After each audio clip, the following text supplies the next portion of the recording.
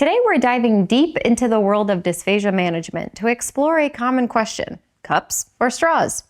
These two drinking utensils are staples in our everyday lives, but when it comes to swallowing difficulties, which one comes out on top? Let's investigate. Hi, I'm Teresa Richard. I've been a medical speech pathologist since 2008. I'm a board-certified specialist in swallowing and swallowing disorders, and I'm the founder and CEO of the Medical SLP Collective and Medical SLP Education. Author of the best-selling book, So You're Having Trouble Swallowing, and host of the Swallow Your Pride podcast, which has over 5 million downloads. Welcome, I am so glad you are here. The case for cups, familiarity, and faster swallowing. First up, we have the trusty cup, a familiar friend to most of us. It's simple, readily available, and requires no special instructions. But don't let its simplicity fool you. The cup has some hidden strengths when it comes to swallowing safety. Imagine a world without cups. No morning coffee, no refreshing glasses of water, no clinking glasses in celebration. The cup is ingrained in our culture and is a symbol of nourishment and social connection. For individuals with dysphagia, the familiarity of a cup can provide comfort and confidence. Practice makes perfect, and people have a lot of practice drinking from cups. From straws? Maybe not so much. So when it comes to a simple cup, most people fancy it, even though there's nothing fancy about it. But the cup's advantages go beyond familiarity.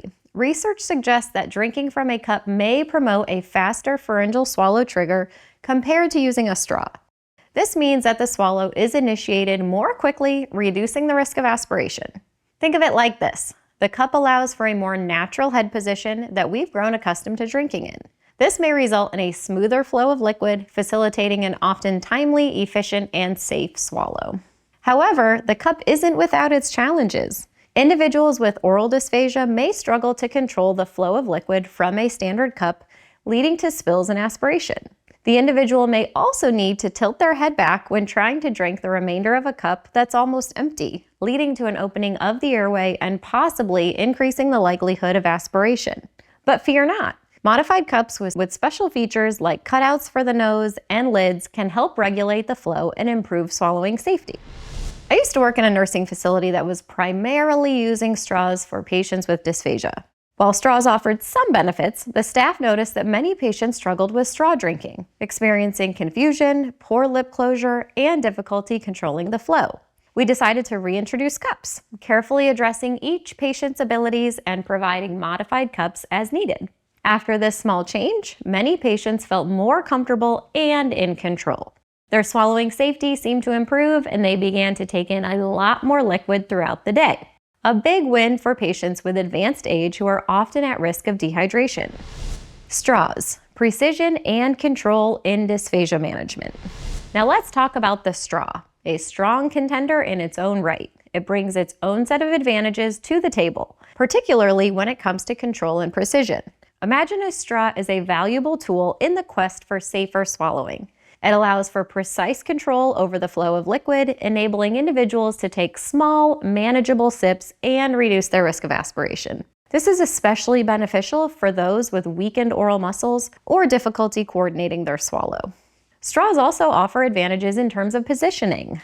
For example, for people with limited neck mobility or pain, a straw allows them to maintain a neutral head position, improving comfort and swallowing safety. No more straining to tilt the head back and leaving the airway open and potentially compromised. And let's not forget the power of patient-controlled intake. Straws empower those who can't feed themselves to regulate their own drinking pace, taking sips at their own speed and reducing the risk of being overwhelmed by large boluses. This is huge, say in a nursing facility where many residents need assistance while eating and drinking. There was a 60-year-old gentleman with a history of Parkinson's disease who was experiencing significant tremors that made it difficult to control his movements, especially during mealtimes. Drinking from a cup was a constant struggle, with liquids often spilling and causing him to cough. He felt frustrated and embarrassed, which led to decreased oral intake and a concern for dehydration. With a straw, he was able to bypass his shaky hand movements and bring the liquid directly to his mouth with greater control. He could regulate the flow, taking small sips at his own pace and minimize spills. The straw also allowed him to maintain a more upright posture, which further aided his swallowing safety. The patient's confidence soared as he regained control over his drinking. He was much more willing to eat his meals in the community room and join his friends. It didn't take long for his oral intake and his quality of life to improve dramatically. The simple solution, a plastic straw, became a symbol of empowerment, allowing him to participate in social meals, increase his opportunities for hydration, and begin to enjoy meals again. We're halfway through and things are getting interesting. Hit that like button and notification bell if you're with me. And make sure you're subscribed so you don't miss future videos. What do you think about the debate of cups versus straws? Who comes out on top for your patients? Leave a comment below. And stick around until the end for a free resource. Reviewing a recent study and unpacking the data. So which utensil comes out on top? Well, a recent study by Peng and colleagues in 2020 took a good hard look at this question. Patients with thin liquid dysphagia were examined during a FEES with and without a straw to see which caused more or less airway compromise for the patients. It turns out that when it came to the penetration aspiration scale, the cup actually had slightly higher scores in those 20, 30, and 40 milliliter trials. Remember, higher scores mean more airway compromise. But hold on, those differences weren't statistically significant.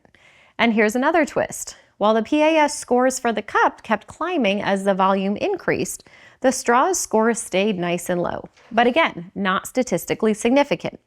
Now, it does seem like those cup sips tend to be larger, and that can be both a blessing and a curse. On the one hand, bigger sips mean better hydration, which is super important for our elderly folks who are prone to dehydration. But on the other hand, larger volumes can increase the risk of aspiration. And we all know that aspiration pneumonia can be serious for older patients. But don't forget, the straw isn't just about controlling the volume. It's also a master of bolus control. One study showed that people with advanced age were more prone to anterior loss, that is, spillage out of the mouth while trying to drink, when sipping from a cup compared to a straw. So who's the ultimate judge in this close call? You guessed it, the instrumental swallowing evaluation.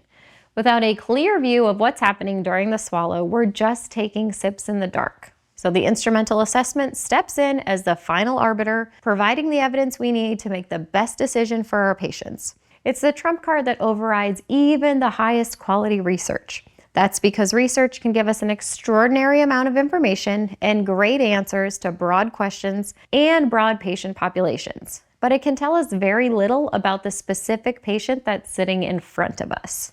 So who emerges victorious, the cup or the straw? The truth is, neither one is better than the other in every way. Both cups and straws bring their own unique strengths to the table, and the best choice depends on the individual needs and preferences of each person.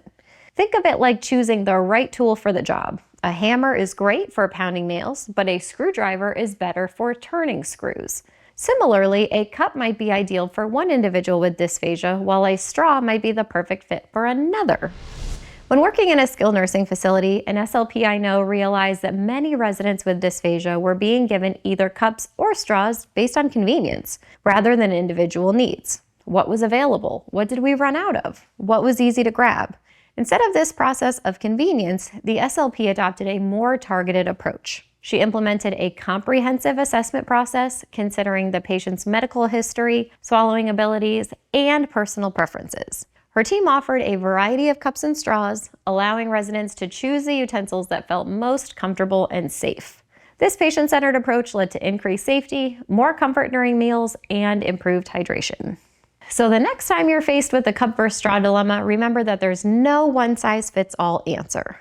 By understanding the advantages of each utensil, considering your patient's individual needs, and utilizing instrumental swallowing evaluations when appropriate, you can make informed decisions that promote safe and enjoyable opportunities to eat and drink. Do you ever feel like you're navigating the world of dysphagia alone? Have you ever had that sinking feeling where you're lost without any answers? Well, the Medical SLP Collective is here to throw you a life preserver. We're a vibrant community of passionate SLPs who are dedicated to tackling those tough questions, sharing knowledge, and supporting each other every step of the way. Whether you're a seasoned pro or just starting out, you'll find a welcoming space to connect, learn, and grow. Best part, there are tons of free resources you can download. I put a link to one of our amazing free resources in the description so you can check it out. Visit our website to dive into the collective and experience the power of community.